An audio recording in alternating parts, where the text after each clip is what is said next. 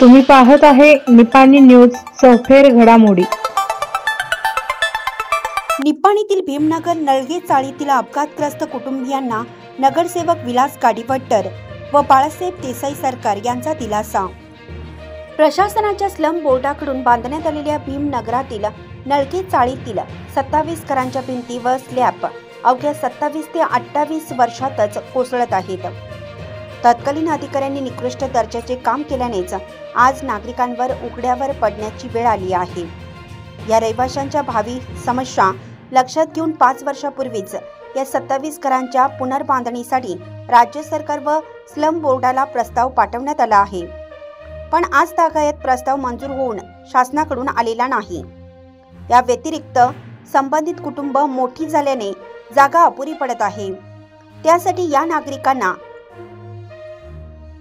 G+2 घरे बांधून मिळावीत यासाठी पाठपुरावा चालू असल्याचं सांगितलं।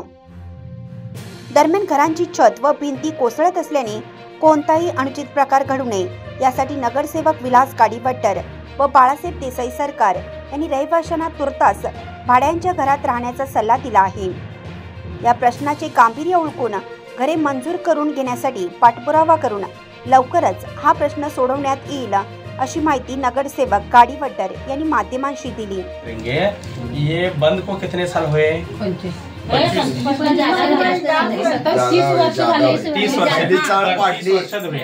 30 वर्ष त्यावेळेला बांधत असताना हे निकृष्ट दर्जाचं बांधलेले आहे, कारण 100 वर्ष गॅरंटी असते। आता पडाला लय 30 वर्षातच म्हटल्यानंतर त्यावेळेच्या काळामध्ये हे चांगलं बांधकाम झालेलं नाहीये। सरकार लेवलला कामाचं सुपरवायझिंग आणि काम व्यवस्थित केलेलं नाहीये, बरोबर आहे की? आता 30 वर्षामध्ये अनेक लोकप्रतिनिधी होऊन गेले। 30 वर्षात किती जण नगरसेवक होऊन गेले, किती जण आमदार होऊन गेले, सगळी जण होऊन गेले। आम्ही दोघं आल्यापासून निवडून तुमच्यावर सगळ्यात जास्त लक्ष कुणाचं आहे? आमचं आहे काय? यापूर्वीच्या लोकांचं होतं? तुम्ही सांगा। म्हणजे ह्यापूर्वी आम्ही आलेलो होतो ना, सगळी सारखं येतोय ना इथं, मग काम तुमचं सगळं ऐकून घेताव ना। आता तुम्हाला आज पाणी दिलेलं आहे, सगळ्यांना राहायला केलेलं आहे, गव्हर्नमेंटला याचा प्रस्ताव आम्ही पाठवलेला आहे बांधायचा। होय ते पहिला आम्ही काय केलं ते सांगायला। आता तुमचं 27 लोकांचं हे सगळं घेतलेलं आहे आम्ही, आणि राज्य सरकारला स्लम बोर्डाला दोन्हीकडे प्रस्ताव पाठवले। एका ठिकाणी पहिला कोणाचा होतंय होऊन देत, एक तरी स्लम बोर्डाकडून होऊ देत, कारण हे स्लम बोर्डाकडून बांधलेलं आहे, त्यामुळे चांगलं काम हे व्हायला नाही आहे। तर ते आम्ही राज्य सरकारला पण वाजपेयी नगर वसती योजनेला पण पाठवलं G+2 करा म्हणून।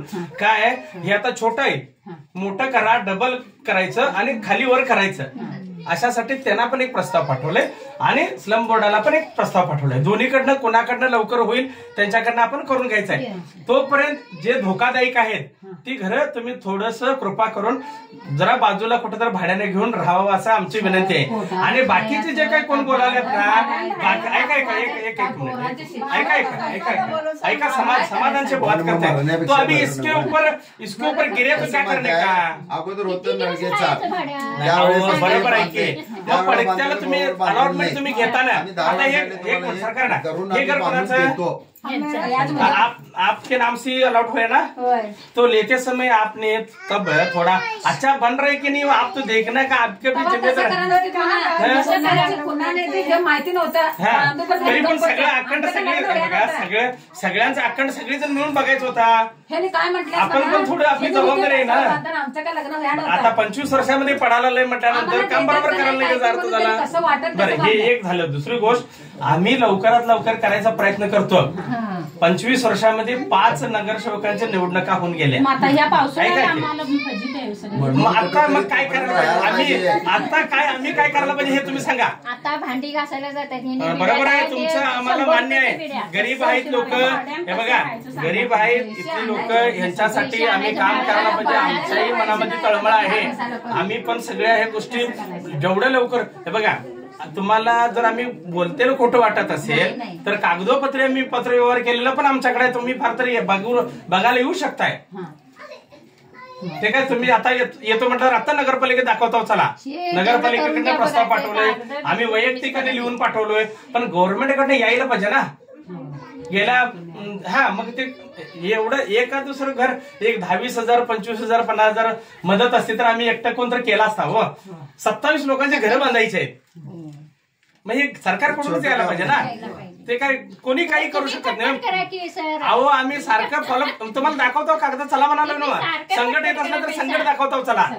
आता काय इथं तुम्ही गेल्यावर घर जरी असलं आणि पडत असलं तर त्याची डागडुजी करायला नको. आमचा आता वाडा आहे, जुना पुराणा झालाय, आता पडते ते करायला पाहिजे. असू दे, नाही आम्ही म्हणून आणि दुसरी कोणी करणार नाही, आम्हीच करू शकतो, करून देतो तुम्हाला.